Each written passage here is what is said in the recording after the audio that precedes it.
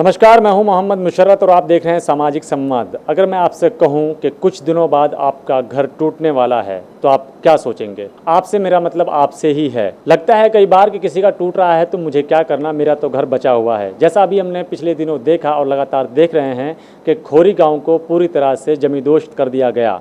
वहाँ की जो बड़ी बड़ी इमारतें थी, जो वहाँ पर मंजिला इमारतें खड़ी थीं, अब वो ज़मीन के साथ धूल चाट रही हैं। लेकिन इसी के साथ अगर कहा जाए कि आपका विधानसभा 49 भी अब जमींदोज होने वाला है या उसके ऊपर भी बुलडोजर चलने वाला है सरकारी, तो सोचिए आपको कैसा लगेगा। रहते टाइम अगर आपने आवाज़ नहीं उठाया तो हो सकता है आने वाले वक्त में आपके साथ भी खोरी गाँव जैसा ही हाल हो। South Delhi development of welfare association के प्रेसिडेंट धर्मवीर कौशिक साहब, जो लगातार इसकी लड़ाई लड़ रहे हैं, लगातार इलाकों के लिए दौड़ भाग कर रहे हैं, डीडीओ हो चाहे कोई हो, तमाम जगहों पर अपनी उपस्थिति जाहिर कर रहे हैं, सिर्फ महज इसलिए कि लोगों के आशिया ने बचाए जा सके। धर्मवीर कौशिक साहब हमारे साथ मौजूद हैं और उनसे हम जानेंगे कि इस मास्टर प्लान में जो 2041 का मास्टर प्लान आया है दिल्ली के लिए, उसमें आपके इलाके विधानसभा 49 के लिए क्या स्पेशल है। इस चीज़ को समझने के लिए आज हम बातचीत करेंगे धर्मवीर कौशिक साहब से। सर, स्वागत है आपका हमारे चैनल समय संवाद में। नमस्कार, स्वागत है आपका भी। ये 2021 का मास्टर प्लान है, 686 पेज का मास्टर प्लान है, जिसमें हमने इसको पूरा स्टडी किया और ये देखा कि जो मैप है इसमें विधानसभा 49, ये विधानसभा 49 है। मैं आपको दिखा देता हूँ। एक तो मैं सारी बातें करूँगा ऑथेंटिक, कोई मेरी बात को अगर कह दे कि मैं गलत बोल रहा हूँ तो मैं उसके लिए पूरी तरह से जिम्मेवार हूँ। ये मैप है, इसमें ये जो हरे रंग में दिखा रखा है ये विधानसभा 49 है, जिसमें दिनेश मोनिया चुनाव लड़े। ये सारा क्षेत्र रिज डिक्लेयर है। देवड़ी गाँव को अनऑथराइज गाँव डिक्लेयर कर दिया, खानपुर गाँव को अनऑथराइज गाँव डिक्लेयर कर दिया। तो ये सारी, और ये जो मास्टर प्लान 2021 के रास्ते थे इनको हटा दिया। अब किन लोगों ने सियासत की, और जब हमने देखा कि संगम विहार पूरी विधानसभा जिसमें 4 लाख लोग कम से कम रहते हैं, इसको रिच क्षेत्र में डिक्लेयर कर दिया, तो हमने तो ये महसूस किया कि इसकी लड़ाई लड़नी चाहिए।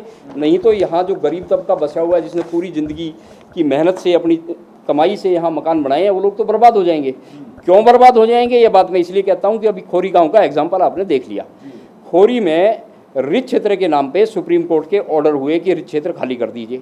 अभी भी कुछ और ऑर्डर हुए हैं कि जितने फार्म हाउसेज वगैरह हैं वो भी हटाए जाएंगे। तो सवाल ये है कि जब खोरी गांव के 10,000 मकान हटाए जा सकते हैं, कल हमारा संगम विहार रिच क्षेत्र विधानसभा 49 पूरा रिच क्षेत्र में दिखाया हुआ है, कल कोई व्यक्ति सुप्रीम कोर्ट में एप्लीकेशन लेके चला गया और कहे कि सर आपने सुप्रीम कोर्ट में कहे कि ये खोरी गाँव आपने हटा दिया रिज के नाम पे, ये संगम विहार भी रिज में बचा हुआ है, इसको भी हटाओ।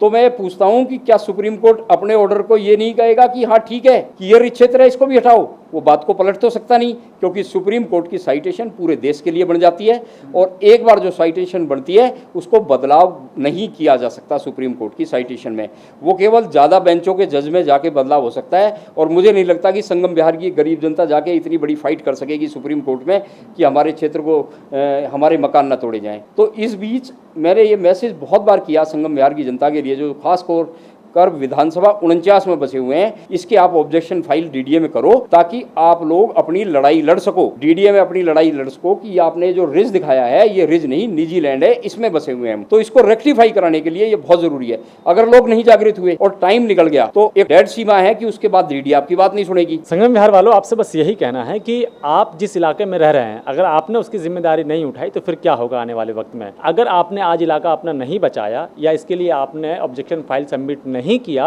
तो 23 अगस्त के बाद आपका क्या होगा? वही होगा जो खोरी गांव का हुआ है। इसी के साथ एक ये है कि संगम विहार के बिल्कुल बाहर मेन रोड एमबी रोड पर मेट्रो का कार्य अभी बिल्कुल प्रगतिशील है और बहुत तेज़ी से चल भी रहा है। जिस तरह से विधायकों का कहना है कि एक मेट्रो स्टेशन क्षेत्रवासियों के लिए बिल्कुल वहाँ पर रतिया मार्ग पर या वहाँ के आसपास वहाँ पर एक मेट्रो स्टेशन बनेगा।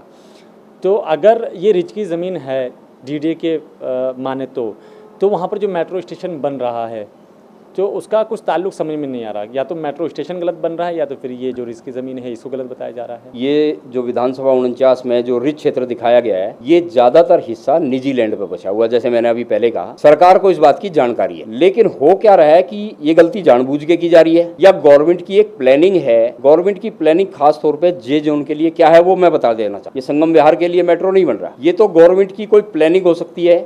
गवर्नमेंट चाहती है कि इस जे जोन में, क्योंकि ये साउथ दिल्ली है, और साउथ दिल्ली का अपना महत्व है पूरी दिल्ली में। इसमें गवर्नमेंट का जो कंसेप्ट है वो 20 मंजिल इमारतें बनाने का है। ये नक्शा मौजूद है जो उन्होंने अपने मास्टर प्लान के कंसेप्ट में दिखाया हुआ है। गवर्नमेंट का देखिए फॉर्मेशन किस तरीके से चल रहा है। डीडीए ने एक कंडीशन लगाई हुई है, हमारी कॉलोनियां पास कर दी, लेकिन प्रोविजनल सर्टिफिकेट देते हुए ये बात कही गई कि आप अपने क्षेत्र की गलियों के लेआउट प्लान देंगे जिसमें गलियां 30 फुट की होंगी। अब मैं ये पूछता हूं पूरे संगम विहार के क्षेत्र के और तमाम डीडीए के अफसरों से और नेताओं से, क्या आज संभव है ये कॉलोनियां बस गई, इनमें 30 फुट की गलियां कर देंगे तो कॉलोनी अपने आप ही खत्म हो जाएगी। लोगों के घर ही 30-30 फुट के हैं, गलियां बनाना 30 फुट की संभव नहीं है। अगर 30 फुट की गलियां नहीं बनी तो डीडीए कहेगी हम आपकी कॉलोनियों को पक्के तौर पर मंजूरी नहीं दे रहे। जो लोग इस मुगालते में है कि ये कॉलोनियां पक्की हो गई हैं, वो लोग धोखे में हैं।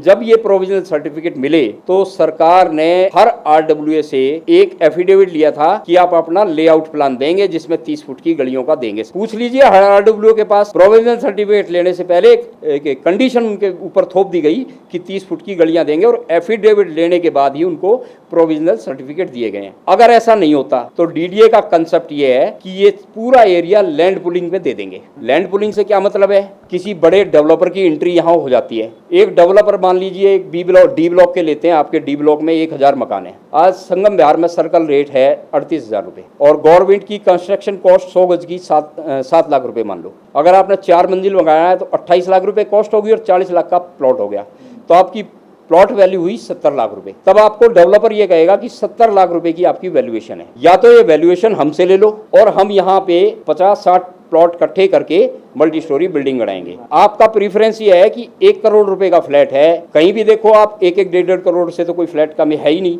जिसमें पूरा डेवलप करके वो देंगे, पार्क देंगे, सब कुछ देंगे और आपको कहेंगे 1 करोड़ रुपए का फ्लैट है, आप लेना चाहें तो ले लीजिए, नहीं तो आप होडल, पलवल, मुरादनगर कहीं जाके बच सकते हैं क्योंकि हमने आपको कीमत दे दी। ये कंसेप्ट है इस मास्टर प्लान में रिक्रिएशन में। ये सब चीजें इसमें हैं कि रिक्रिएशन कहाँ लागू हो सकता है। जिस एरिया में 30 फुट की गलियां नहीं होंगी वहां कंसेप्ट रिक्रिएशन का गवर्नमेंट अडॉप्ट करेगी। यही चीजें पेपर में भी आई कि रिक्रिएशन का प्रोजेक्ट इंप्लीमेंट होगा, अनऑथराइज कॉलोनियों को दोबारा से बसा जाएगा। दोबारा से बसाने का मतलब है कि कॉलोनियां खत्म, आपको कंस्ट्रक्शन कॉस्ट और प्लॉट कॉस्ट दे देंगे और कह देंगे आप जाओ। धर्मवीर सर की बात को समझिए, क्या कह रहे हैं वो आपसे कि ये दिल्ली डेवलपमेंट अथॉरिटी की ये एक 686 पेजेस की एक ये पूरी गाइडलाइन है आने वाले टाइम के लिए 2041 के मास्टर प्लान के लिए। सबसे पहले आपकी ज़मीन उन्होंने रिज के अंदर दिखा दी है, उसके लिए आपको एक ऑब्जेक्शन फाइल करनी है जिसमें आपको बताना है कि हम यहाँ पर इंडिविजुअली अपनी प्राइवेट लैंड पर रह रहे हैं, ये कोई रिच की ज़मीन नहीं है।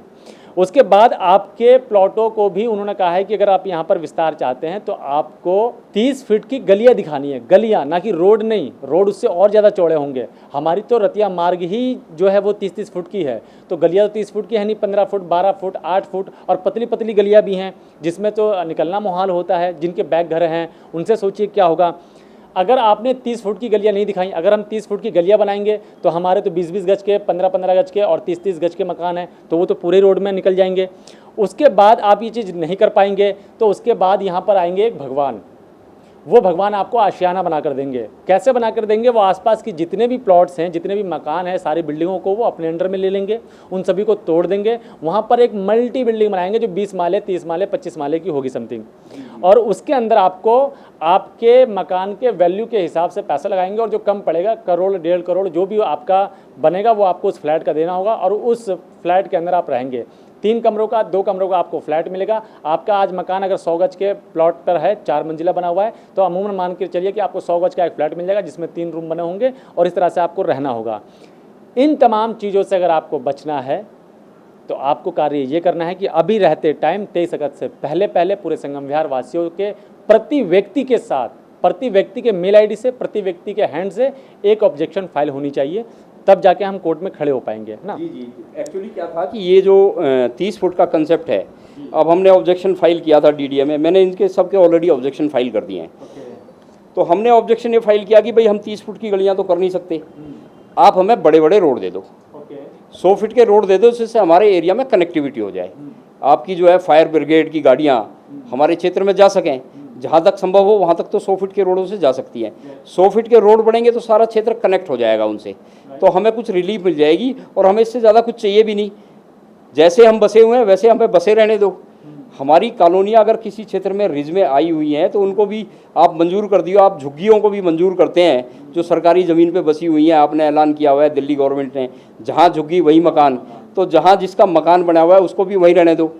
एक लड़ाई तो ये है कि इस क्षेत्र को रिज से बचाना है, एक लड़ाई ये है कि हमें क्षेत्र के रोड चाहिए। रिक्रिएशन से भी क्षेत्र को हम बचाना चाहते हैं कि रिक्रिएशन और डेवलपर की एंट्री ना हो। एक लड़ाई हमारी ये भी है कि जहाँ जहाँ से मास्टर प्लान के रोड बनेंगे उन रोड्स में जो लोगों के घर आएंगे उन लोगों को सर्कल रेट पे मुआवजा दिया जाए और उनको कंस्ट्रक्शन कॉस्ट दी जाए।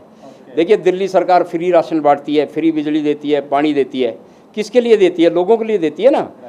अगर ये लोग डेवलपमेंट के लिए उनके घर उसमें आ जाते हैं तो दिल्ली सरकार का 69,000 करोड़ रुपए का फंड है, 1,000 करोड़ रुपए की तो बात है इस क्षेत्र के लिए। 1,000 करोड़ रुपए सरकार अलग रख दे कि जहाँ जहाँ रोड बनेंगे, जिन लोगों के मकान इनमें आएंगे, दिल्ली सरकार अपने ओर से क्लियर घोषणा कर दे।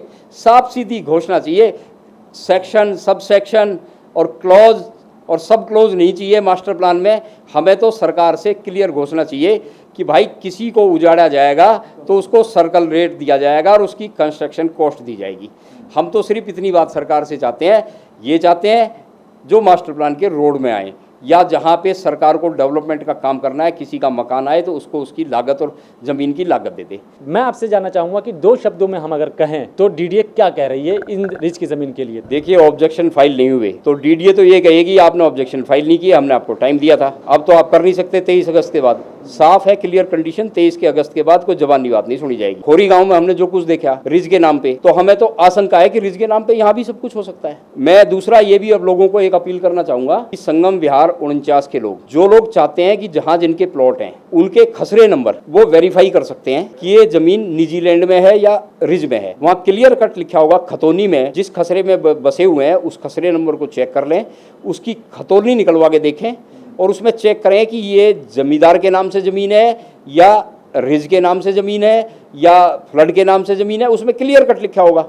अगर उसमें लिखा हुआ है कि ये प्राइवेट लैंड है, किसी जमींदार का नाम उसमें आ रहा है, उस टाइम कॉलोनी काटने से पहले जमींदार का नाम आ रहा है, तो ये क्लियर कट जो है निजी लैंड है।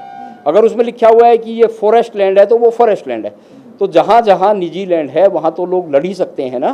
तो लोगों को अवेयर हो जाना चाहिए बहुत जल्दी और अपने इन चीज़ों को वेरीफाई भी कर लेना चाहिए। कल डीडी अगर ये नोटिस दे दे कि आप रिज क्षेत्र में बसे हुए हैं तो आप अपने कागज़ लेके खड़े तो हो जाएंगे कि रिज क्षेत्र नहीं है, ये देखिए जमींदार की लैंड थी जिसमें हम बसे हुए हैं, ये एग्रीकल्चर लैंड है जिसमें हम बसे हुए हैं। तो ये सब चीज़ें कागज़ की लड़ाई है जिनके लिए संगम विहार को तैयार रहना चाहिए।